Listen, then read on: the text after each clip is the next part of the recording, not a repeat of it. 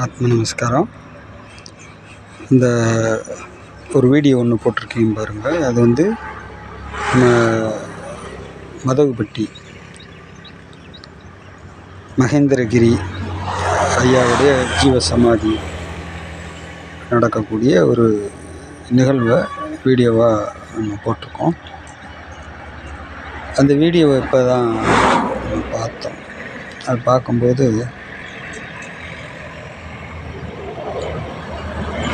ஒரு விஷயத்தை நம்ம பதிவு பண்ணணும்னு தோணுச்சு.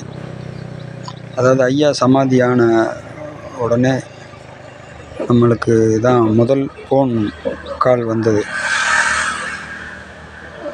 ராமலிங்க ஐயா ஃபோன் பண்ணாங்க, இந்த மாதிரி ஐயா சமாதி ஆகிட்டாங்க அப்படின்ட்டு. ஏன்னா மேக்சிமம் வந்து பெரிய பெரிய மகான்கள் எல்லாம் சமாதி ஆகிறதுக்கு முன்னாடியே சித்த வித்தியார்த்திகளை கொண்டு எனக்கு சமாதி வைக்கணும்னு சொல்லிடுவாங்க, முன்னக்கூடியே சொல்லிடுவாங்க. அப்படி தான் இந்த நிகழ்வு கூட நடந்தது. அப்போ உடனடியாக பக்கத்தில் இருக்கக்கூடிய அந்த சிவகங்கை,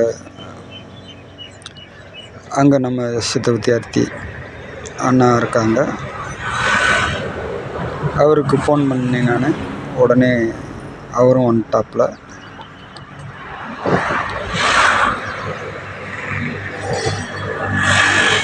ரெண்டு பேரும் சேர்ந்து தான் அந்த சமாதியை வைக்கிறதுக்கான எல்லா முயற்சியும் எடுத்தோம்.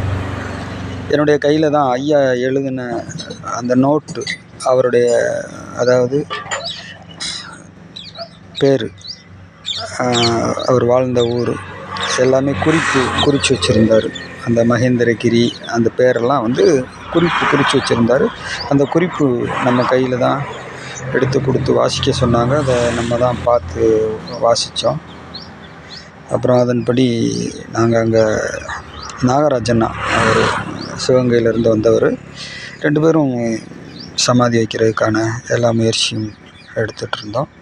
திடீர்னு ஒரு கும்பல் வந்து ஆக்கிரமிப்பு பண்ண மாதிரி பக்தி மார்க்கத்தை சேர்ந்தவங்க இறங்கி நாங்கள் தான் வைப்போன்ற மாதிரி ஆர்ப்பரித்தாங்க. நாங்கள் ரெண்டு பேரும் அப்படியே கரை ஒதுங்கின மாதிரி ஒதுங்கிக்கிட்டோம். அதுக்கப்புறம் அது சமாதி நல்ல நிலையில் வைக்கப்பட்டது.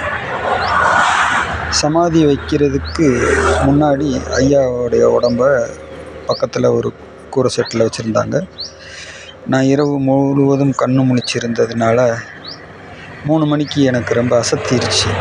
அப்போ எனக்கு படுக்கிறதுக்கு இடம் தேடி அலைஞ்சேன், எங்குமே கிடைக்கல. எங்கே பார்த்தாலும் மக்கள் கூட்டமாக இருந்துச்சு. இப்போ ஐயாவுக்கு பின்னாடி போய் அவர் உடம்புக்கு பக்கத்தில் போய் படுத்துக்கிட்டேன். அப்போ ஐயா நம்மளுக்கு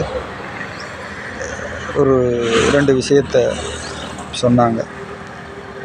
நான் இன்னும் இந்த பகுதியில் 35 வருஷம் ஆக்டிவாக இருப்பேன்.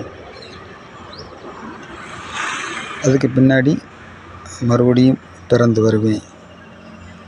இந்த பகுதியை செழிப்பமாக நான் வச்சுருப்பேன் அப்படின்னு சொன்னாங்க. இந்த வீடியோவை பார்த்த உடனே நம்மளுக்கு அந்த விஷயங்களெல்லாம் ஞாபகம் வந்துச்சு. அதை உங்களோட ஷேர் பண்ணிக்கிறேன். ஆத்ம நமஸ்காரம்.